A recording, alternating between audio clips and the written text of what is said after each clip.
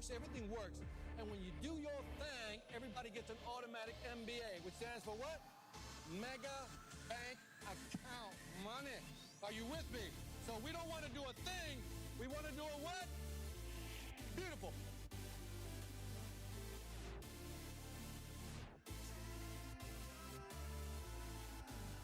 All right, put it all together for Victor Antonio. Here we go. All right, there we go. I'm not here to mess around. You ready to learn? Yes or no? That's how it works in today's market. Whether it's B2B or B2C, you see this similar pattern.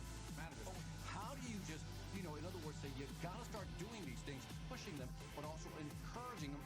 Oh, look at this. This is where it gets, dude, this is like so interactive with audiences, Matt. Can you imagine this with your customers? Check this out. Now, what does all this have to do with selling? It has everything to do with selling.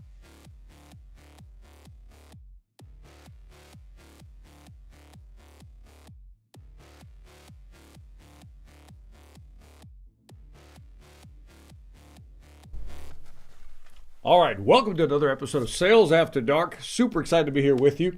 What I'll do is the format's very simple. We'll spend about maybe 5-10 minutes on this one subject, shift the conversation, and then if you have any questions, I'll answer them, and we'll get into it.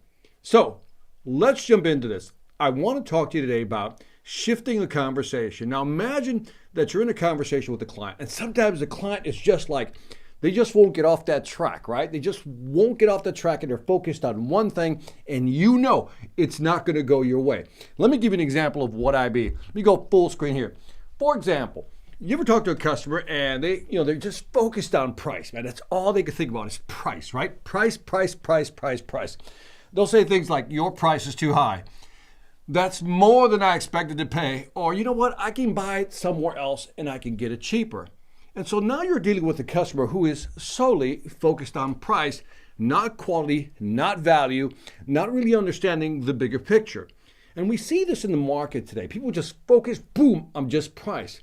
The question is, what can you do in a conversation to kind of get them off the price lineup, in other words, the goal, the track that they're on, and shift them over to something that's to your advantage? Let me give you an example of what I mean. Here's the visual I like to give you.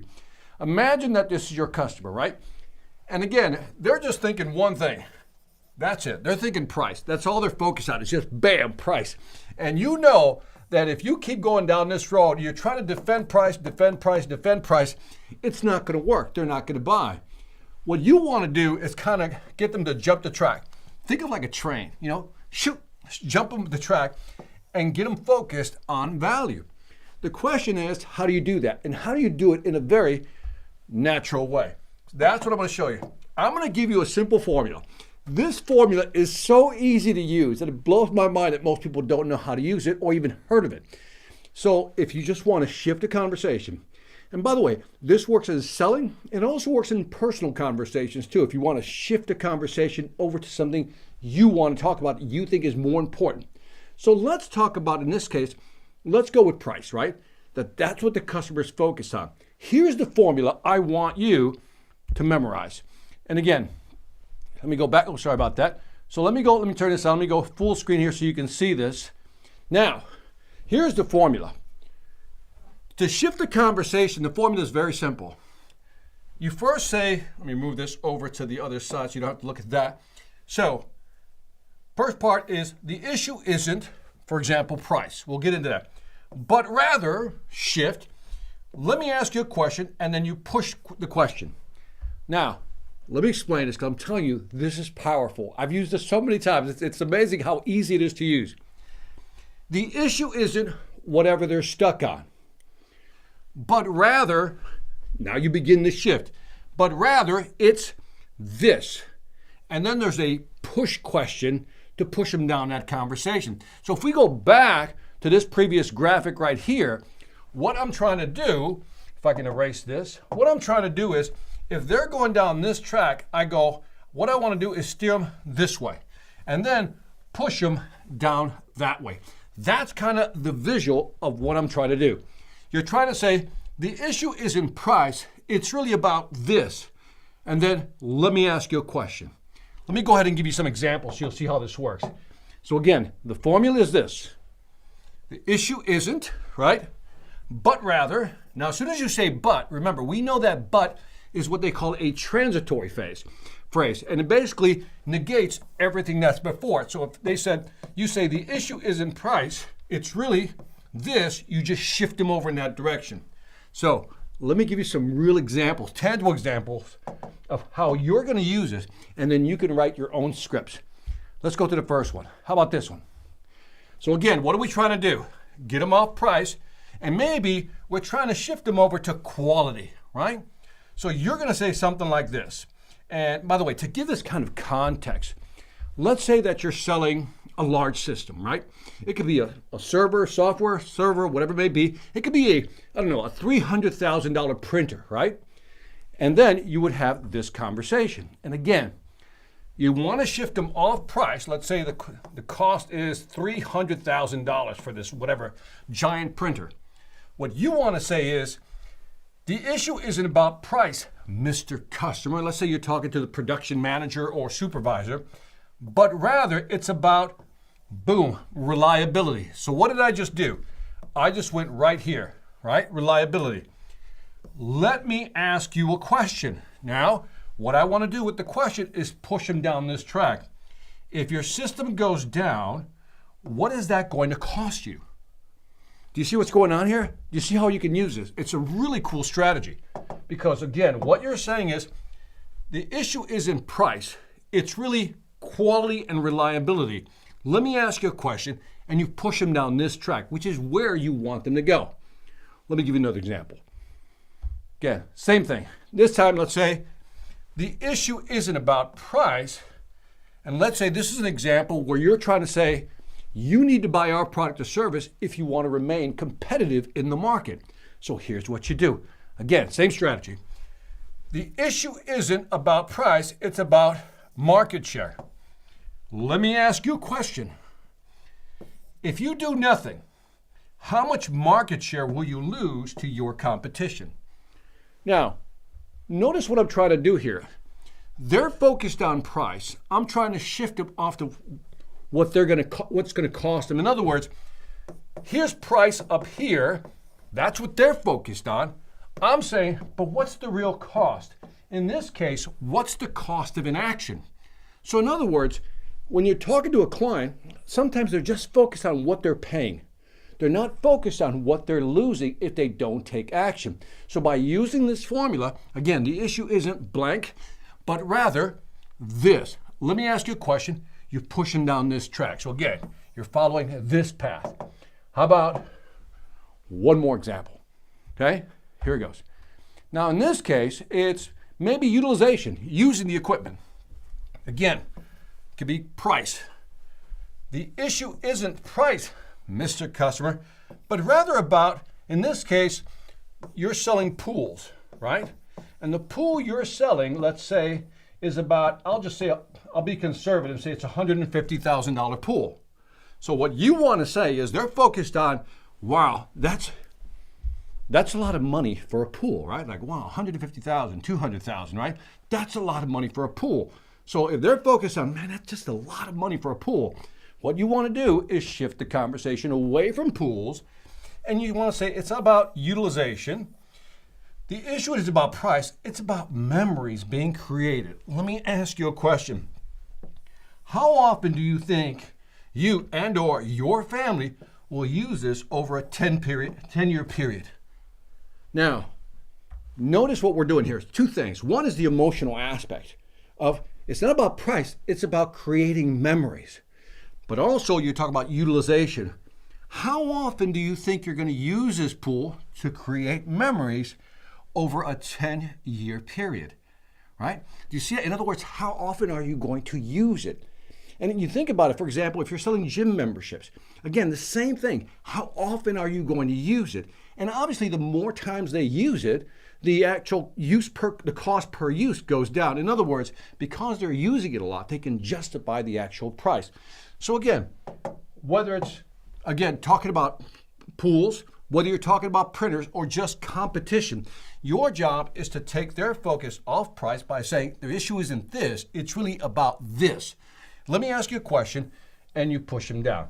So to wrap this up very quickly, I know I went fast on that, but you guys get this, right? Here's the formula one more time. Again, it's real simple. Let me put my head somewhere over here. The issue isn't, so in other words, think of your issue. Whatever that issue is, think of your issue. The issue isn't price. What could be another one? The issue isn't time. The issue isn't delivery, right? The issue isn't usage. Will they use it? Will they adopt it? But rather, it's about, if it's about time, it's about, I don't know, maybe speed to market, right? Speed to market. About delivery, it's really about waiting for a quality product and not delivery, right? As far as usage, it's about getting ahead, right? In other words, get ahead of the competition by using this. And then let me ask you a question, and that pushes them down. Again, you need that push question. Let me ask you a question, and you create your push question. By doing that, you totally shift the conversation. So again, it's a very simple formula, but you get the idea. All you have to do is shift the tracks, much like a train. The issue isn't blank, but rather this over here. And again, I use this in personal conversations all the time. And you can do the same thing. Even when you're having debates with people, you can use this conversation. The issue isn't the economy, right? People want to argue about it's the economy. The issue isn't the economy, but rather shift them over. Your ability to focus on a niche market and really generate more business. Let me ask you a question. How many clients do you have in your pipeline that do A, B, C? And notice I just shifted that conversation from it's an economic recession over to are you focusing? For example, let's say somebody isn't performing in sales, right? The issue isn't your ability to present, but rather your ability to build your pipeline. Let me ask you a question. How many calls are you making per day? Get the idea? It's a wonderful formula. Again, if you execute it, you'll see how easy it is to shift the conversation. But again, I want to highlight the important part here. The issue isn't, but rather negates that. The issue is this. But if you just say the issue is this, it's not good enough. You have to have the push question. Let me ask you a question and push them down that track. And that's kind of like how you get them going down that one track. If you just say the issue isn't this, but rather it's about this, it's argumentative. But if you say the issue isn't this, but the issue is this, let me ask you a question. Now you've taken control of the conversation and you're pushing them down that track. So that is it. That is how you shift the conversation in your favor. On that note, I'll take some questions. By the way, next Sales After Dark will be Speed to Lead, which we'll talk about how do you get leads quicker and how should you respond to them. But anyway, do you guys have any questions? I see my man, Chris Stone. What's a softer way of saying the price isn't the issue isn't about price, especially for digital marketing. So Chris does, by the way, the video you saw at the intro, Chris did that. I just published a little film he did for me called Perception. So check that out. That's all his editing work. So if you need a great editor, that's your guy. So Chris, what's a softer way to say the issue isn't about price? Can you give me more context? Like how would I give me more context? Like does the customer say that to you? Or the customer says it's really about price? Because what happens sometimes is that the two things are happening. Chris, I'm gonna pretend I know what you're asking me. When you drop price on somebody, if you recall, I always say, I gotta know how much they know about service. So the first question I ask, Chris, people is like, how much research have you done into what it's gonna cost to fill in the blank, do this service, digital marketing, right? So for example, let's say Chris is editing, somebody comes to Chris and says, look, I want some videos edited of me for Instagram. I want a bunch of vertical videos. To which I would ask, how much research have you done, right? That tells me if they understand pricing. In other words, have they been looking at pricing? If they say, I've not done any research, I don't really know what it costs, then that's a warning sign. So now we have to step back from selling and actually educate them on what's available in the market. Why? In other words, Mr. Customer, I said, look, well, since you've not done any research, let me kind of give you a price range. It could be as cheap as this or as expensive as this. Let me explain a couple of options. And as you know, I love doing 3 options. That's how I condition them to actually get used to the pricing. Because sometimes they're not pushing back on price, they just haven't done the research, so they're shocked. The initial shock of the price just really hits them. So I don't know if I answered your question, Chris, but indirectly I would say if there's price conditioning, well, here, let's take the other extreme, Chris. Let's say that the person has done research. Victor, I know what it's going to cost. Then if they've done the research, they know what it's going to cost, so the price isn't going to be a shock. But let's say that's still a sticking point, right? They go, yeah, I don't know if I want to spend $1,500 a month, right? So somebody says, I don't want to spend, I'm not sure. By the way, they may not verbalize $1,500 a month, but you know it's in their head, right? I don't know if I want to spend that much. To which I would say, I said, look, $1,500, this is how I would try to soften it, Chris. Sounds like a lot of money. Sounds like a lot of money. But let me ask you a question, a push question. What is it that you're trying to accomplish? And I would take them off, here's price. I said, let me ask you a question. And I would take them down to, what are you trying to accomplish? And let's say this person is trying to be an influencer, right? Person says, it's really about you trying to be an influencer. Let me ask you a question. If you're not using video, how else can you influence or become an influencer in the market? And the person is going to have to think about that. And so one of the things I would do, Chris, is I would destabilize their certainty.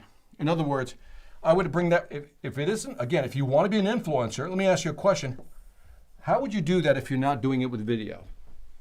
And how many videos do you think you have to create to be an influencer? And by asking these questions, you're making them kind of rethink. And by the way, if you were to do these yourself, how much time and effort would you have to spend? Something like that, Chris. Anyway, let me know if I kind of answered it, Chris. That's a tough one.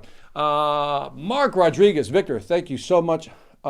As always, great content, brother. Thank you. Hope you and your family have had a great holiday here. I've been doing well, man. Thank you very much.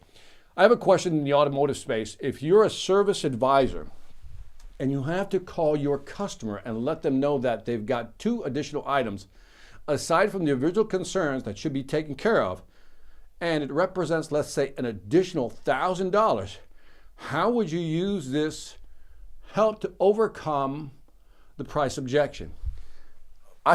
Mark, I've been here, man. I've been here. So, by the way, true story. So I have a guy named James. I had, because I used to have a Volvo that I've had for like 20 years. I finally donated my car to a worthy cause. And so one of the things I learned about James is that when he had to drop bad news, he always said, Victor, I said, there's certain things you have to do, and there's certain things that can wait. And he built that trust early on with me. So for example, in this case, I don't know if I would use this one on this one, Mark. Do you know what I mean? Well, here, let's try to fit it in. So you're going to call somebody and they have to have 2 items, right? And let's say those 2 items and it's $1,000, okay? So kind of that's it. That's you're going to drop on. So again, strategy number 1, if it's a must do, like they have to do it, then let's talk about this strategy, using this. But if they don't have to do it, Mark, what I would do to build trust with the customer says, look, here are 2 things that I would recommend you do. Now, if you can't do both of them, which I would recommend, the one that you must do is this. Here's why. And by the way, so I think in the last session, what I did, my Sales After Dark, I always said, you got to advocate basically what they should do, but then you have to give them a reason why. Here's what you have to do, and here's why. This can't be put off. And I think as soon as you give them a reason, here's what you need to do, you got to do one of these 2 items, and here's why that has to be done now. And I think people will respond to that. But by the mere fact that you're saying, this one we can delay. I mean, you should do it, but if you can't do it right now, I understand. But this one you must do, here's why. Okay, so that's kind of a strategy I would use. But let's go back to try to fit it into this strategy. So again, 2 items, it's $1,000. Mr. Customer, I know you can almost say this, I know you're thinking price, but let me ask you a question. And when you do that, let me ask you a question, I would have to know something about them. In other words, do you intend to travel, more than, 100 miles or something, whatever it is, in the next month or so? Are you planning any long trips, or so forth? And they're going to say, yes, I am. I said, well, then I strongly suggest, if you don't want to be caught on the side of the road, you might want to consider doing this right now. I would strongly suggest that. Here's why. And so that's the best I can do, Mark, because I think the way I would approach it is, if it's a must-have, I would use the advocacy approach. You need to do this, plus the Here's why. It would be that clean. And again, if there's 2 items, I know I'm repeating myself, and one doesn't have to be done, just by merely saying there's 2 additional concerns I found. One is this, and I would explain it. I said, this one I think you can delay. Now, this one right here, and you give it that emphasis, this one right here, this one has it, here's why. So let me know if that helps. Like I said, I'm working hard on that one. That's a good one. That's a good one. Hecka, thank you very much for the hearts. Camlet, superb. A long time was trying to resolve this. Okay, Chris, thank you. Dewey Johnson, love the name, man. Good stuff, Victor. But what if price isn't up against inactivity, but up against competitors with a lower price? You might use this push system. Can you use? So in other words, it's a great question, man. It's like, because sometimes I'm trying to figure out how best to do this without really knowing your product or service. Because there's some people, Dewey, who just want to buy on price, right? I always say, let me kind of back into this one if you don't mind. So I always say that there's a distribution curve, right, of buyers out there, right? 20%, I do this, 20, 60, 20, Dewey, right? And what I say is 20% of people, I call these status buyers, they'll always pay the highest price. They don't even want to know, just give me the best. I love these people, right? Here, or let's just go in the other extreme, these people are price hunters, right? That no matter what you present, it's always going to be about price. You'll never get these folks because they buy on price and they leave on price. Zero loyalty. The 60% here is the movable middle, I call it. And these are the folks that you're going to get to try to buy. So I want to say this to qualify that if that group of people falls into this category, people who just are hunting for price, then, that's lost business. But let's assume that they're in the movable middle, right? That they're not considering. So your question is, it's not up against it, but it's up against lower price. So I don't know what the price differential is. So if the price they're saying, look, Victor, I'm getting it for, let's say $1,000, and your price is, Dewey, your price is $1,500, right? So what's my job, Dewey? My job is to convince them that that differential, that delta of $500 is worth it, right? So my question to you would be is, how would you justify an additional $500? I would look at the delta. You've already sold them at the $1,000. I don't know if you ever thought about it this way. We've already sold them at $1,000 because they can get it somewhere else at $1,000. I can definitely sell at $1,000, but I don't. I'm really selling only $500 differential. So then my question becomes, how do I sell that $500? What can I say that would justify this $500? Do I have quality, right? Should they think of total cost of ownership? In other words, yeah, you're paying a price today, but in the long run, it's going to be cheaper if you go with us, more than $500, right? Is it quality? Is it speed? Do they want it fast, right? And so again, there's price, but there's also other variables. There's like support, right? They're going to get support. They're going to get training. I would try to figure out a way to justify this $500. But the key here is, you're not selling $1,500 over their $1,000. They're willing to pay $1,000. You know that already. They're trying to justify the delta, which is the $500. So in this case, I said, look, Mr. Customer, I understand, but it really isn't about saving $500, but rather it's about getting a product of higher quality that's going to be cheaper in the long run for you. Let me ask you a question. And then I would push them in that direction. But remember, you're not selling $1,500. You're justifying the delta. Let me know if that kind of helped you a little bit, Dewey. Great question, though, man. I love that one. Tron Erickson. Hey, Victor, been a while. It has. And good to see you again. Thank you. I am now selling solar to companies. Do you have a good opener to get them talking to see if you can help them by saving money? Tron, that's a good question. And like I said, and by the way, if I don't give you a full answer, it's because I'm trying to pack a lot in a short period of time. Oh, by the way, you had some down here. Since investing in solar now is a big investment for many at this point. This is an interesting one because you can come in, I always talk about the value trinity, right, Tron? And the value trinity is, if I'm selling to a company, they care about 3 things. Increasing their revenue, reducing their costs, or expanding their market share, right? That's what the big guys care about, right? This is what the CXOs care about. And you're trying to hit them right here. How do you reduce cost?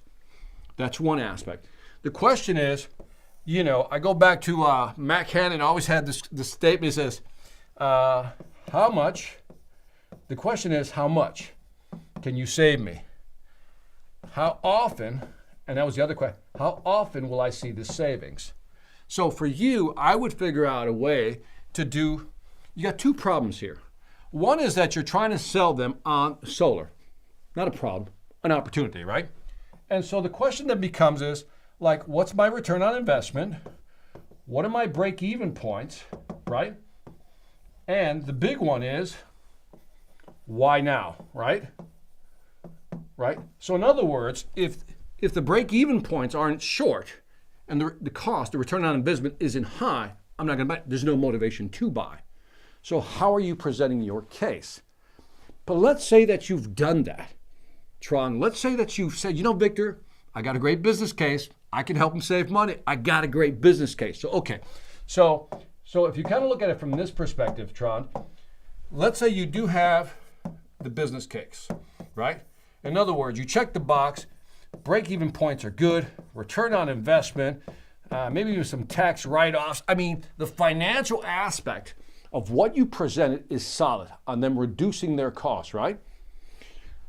The big issue that you're going to have, I think, is the switching over. That's the switch over. And by the switch over, I mean, and this is something you should really focus on, because sometimes you can present the business case and financially it makes sense, right? Break-even cost, return on investment, total cost of ownership, overtime, blah, blah. You got the financial business case now. But in their mind, there's this resistance because now they have to assign this a priority. Like the bigger the project, the bigger the priority. So here's what I would ask myself if I were you. What's the resistance? If you've sold me on the financials, I then start to ask myself what else will they not buy, right? So for example, they might say, you know what, Victor, we got a lot of priorities, Tron, so how do you make that one a priority? Then they're thinking about the people that are going to need it, right? Who's going to run the project, right? And then, question about how long is the project going to take? In other words, who's going to manage this thing? How is it going to happen? Whatever the switchover is, I would sit there, Tron, and go through every scenario of why people don't want to buy. And then, knowing that they might not think it's priority, no urgency, even if they thought it was urgent and they knew the business case was there, they're going, yeah, but you know what? I mean, we're happy with our current supplier. How do you move them off that? Number three, is, well, who's going to run the project, right? And then, who do we assign to it? And then if we do switch over, what is that going to, what does that cost? In other words, what's going to happen? How's it going to happen? How does it work? So to me, sometimes a lot of people provide the financial business case, but they don't think about the implementation resistance that goes along with the switchover from power. So I would give that some thought. So you got two things going on. One is you got to make the financial business case, but the second part is you got to figure out what's the friction. If they agreed on the money, like it's worth it, then there's other little things like we got to change our standard operating procedures. We have to assign somebody. I got to get management approval. I got to take it to the board, whatever it may be. That's what I would figure out to see what's slowing my sales velocity down. Cool? All right. Let me know if that works. Ansley Pierre, how would or should we respond if they continue to push price without sounding like you're ignoring them? Also, if your competitors charge significantly lower than you, do you price match to save the deal? Okay, so again, if they're stuck on price, Ansley, and again, it really depends on the product, right? If you're selling commodity products, in other words, price, everybody's got one, and it's very hard to compete when you're selling commodity products. So then you have to figure out what can I layer on top of my commodity product that would differentiate me, like some type of service, right? So if they're still talking about prices, that they're not seeing a difference. Remember, never blame the customer for staying focused on price. Never blame the customer. Take responsibility, because if they're still focused on price, that means you have created no differentiation, you've created no value. They don't see it. They're still going, they look the same to me, right? You still haven't highlighted that. That's why they stick on price. So I would look at my presentation and say, well, how is it different? And how do I justify, as I said earlier with Tron, that price differential, right? that difference in $500, how do I justify that? And if I can't make a business case for that differential, of course they're going to focus on price. Second, if your competitors are charging significantly lower, the problem with matching price, you get in what is known as the price death spiral, right? So, they're charging $1,000. Let's say you were charging $1,500. Use the same example. You're charging $1,000. Well, then that's your competitor. They're charging $1,000. Then you decide to say, you know what? We're going to charge $950. They're going to respond with $900. Then you're going to respond with $850. Then you get the idea, and you just go down that road. That is the pricing death spiral, and that'll just get you out of business. When you're in a situation like that, again, you're showing no value differential. They look the same, so there is no value differentiation. So you got to figure out, how do I layer value on top of this? Or B, if you don't have any value to layer on top of it, maybe you're talking to the wrong market segment. People who don't have money will always complain about price. Maybe you're just specifically, going after the wrong target market. I know it's not the answer you want to hear, but that's as best I can do with that one. Z, what's happening? Brilliant reframing, as you always. Great stuff. Thank you, Victor. Thank you. Let me ask you a question. I love that. Let me ask you a question. While pushing them down the line, how can we create FOMO around the implication of inaction and create a sense of urgency? So in other words, FOMO, the fear of missing out. If you read the book by Z, I think I mentioned this last time, the book, The Jolt Effect. The Jolt Effect. My man Matt Dixon, I think it's by Dixon and McKenna. I think I got those two guys. Read that, because I throw that in there. Z, I'm telling you, the book is worth every penny, if not more. In there they talk about FOMO, but they also talk about the FOMO. They talk about the FOMO. So there's the fear of missing out, right? And the fear of missing out, if I don't do it, something's going to happen, right? Well, I won't take advantage of a certain market condition. But what they found in the study in many cases is also the FOMO. And I thought this was interesting. That's the fear of messing up and making the wrong decision. Sometimes they know it's a great opportunity and they don't want to miss out. You've convinced them of that, but they're afraid of making the wrong decision. That's an interesting perspective, right? Because sometimes we think we think they're not convinced that they have to do it. In many cases, in other words, they want to stay with the status quo, but you've sold them that they go, I know we need to make a change, Z. I know that what you're telling me is something we should be doing. That is language that they're telling you they're beyond FOMO, because they're saying, I know I have to do this. I know we should do this, but, and this is what's really holding them back, is that they're scared of messing up. So the best way of dealing with FOMO is really reducing their fear. Like, how do you reduce their anxiety? Sometimes it's showing them, well, here's how it works. A, B, C, D, E, F. It's 5 steps. We can implement this, very simple. Or you can say, look, a similar competitor, a similar company just like yours, just implemented the system last week. Here's how they did it, and here's what they're seeing.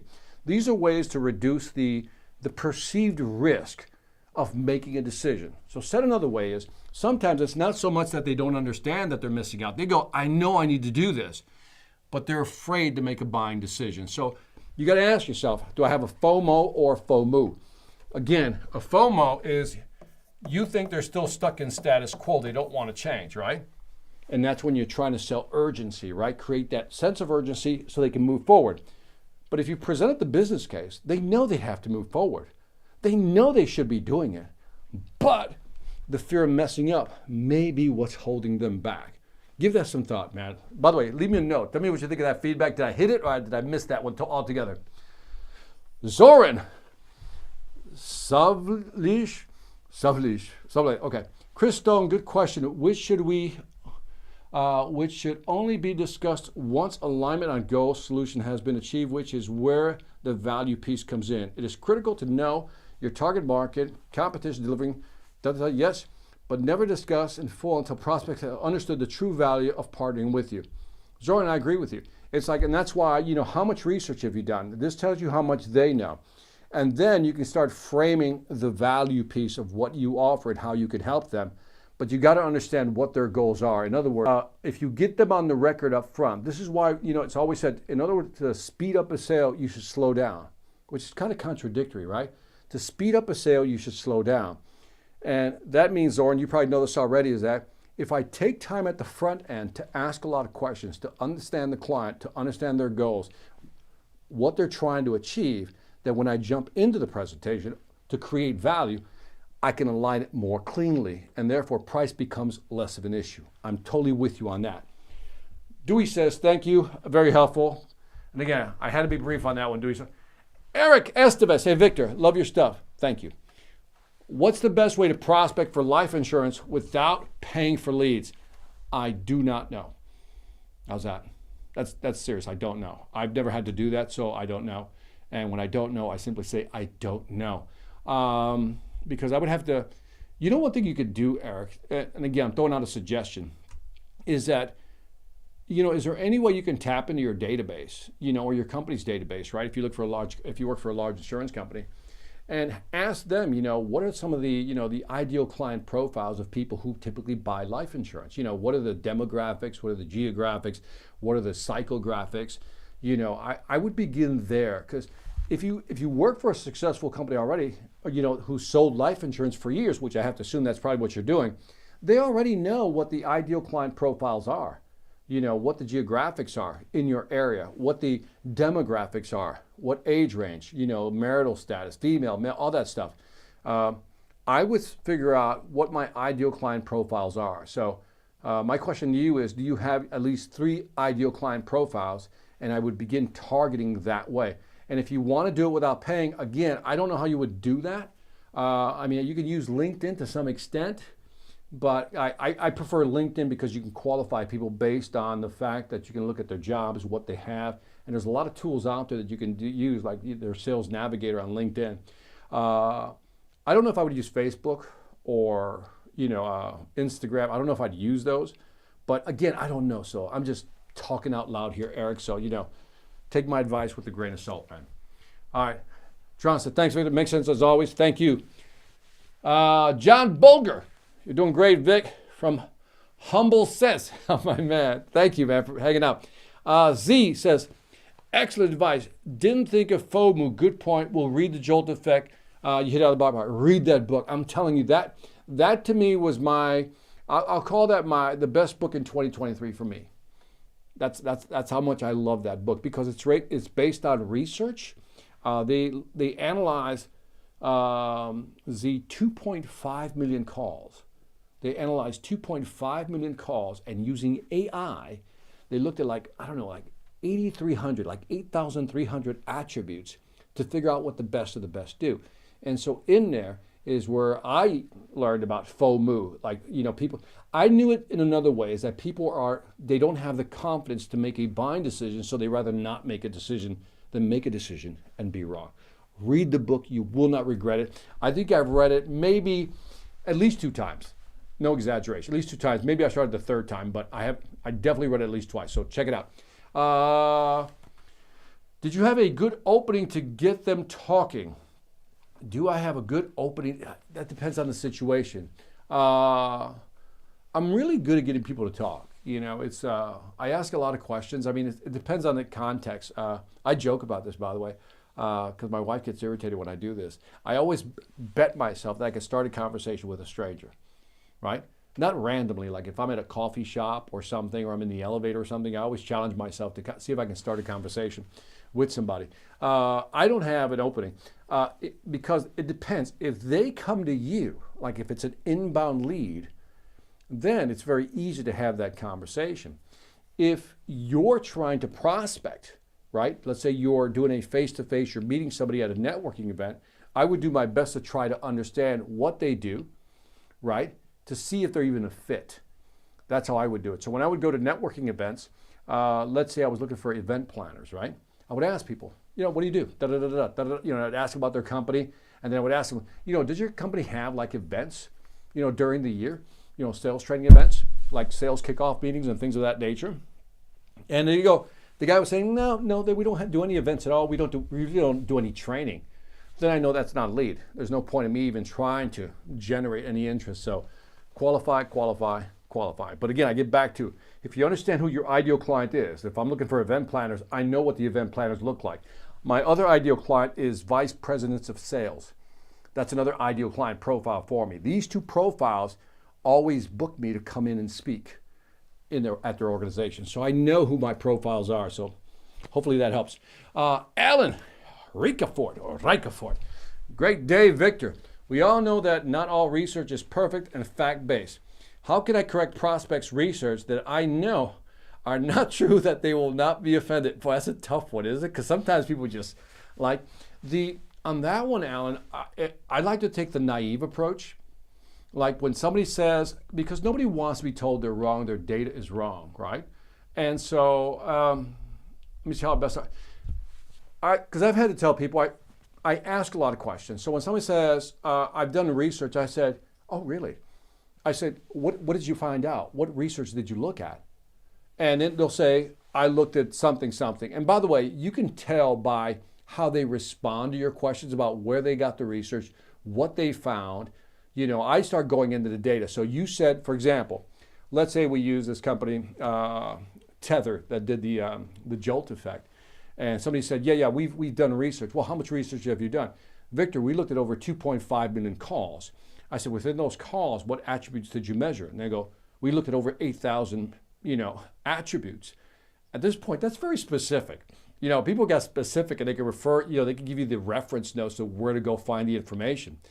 And if they're that, because maybe in this case, you have the wrong data, but let's assume you do have the right data.